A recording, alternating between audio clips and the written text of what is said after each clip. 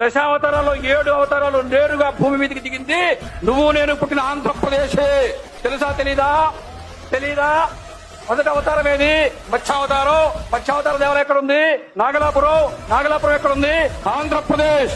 రెండో అవతారం ఏది? కూర్మావతారం. శ్రీకూర్మం ఎక్కడుంది? ఆంధ్రప్రదేశ్. మూడో అవతారం ఏది? వరాహ అవతారం. వరాహ క్షేత్రం ఏది? తిరుమల ఎక్కడుంది? చెప్పండి. ఆంధ్రప్రదేశ్. వరాహావతారాన్ని తర్వాత నరసింహావతారం ఎక్కడుంది?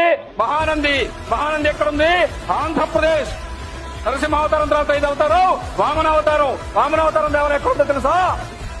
పరశూరు మండలంలో ప్రకాశం జిల్లాలో చెరుకూరు గ్రామంలో త్రివిక్రమ వామన స్వామివారి దేవాలయం ప్రకాశం జిల్లాలో ఉంది. వామన స్వామి అవతారం దేవాలయం ఎక్కడుంది?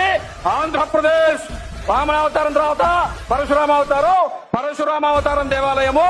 పరశురాముడు మహేంద్ర పర్వతం మీద ఉంటాడు. మహేంద్ర పర్వతం శ్రీకాకుళం ఒరిస్సా సరిహద్దులో ఉంది. శ్రీకాకుళం జిల్లాలో ఉండే మహేంద్రతనయ పర్వతం మీదే పరశురాముడు ఉంటాడు. కాబట్టి పరశురామావతారం ఎక్కడుంది?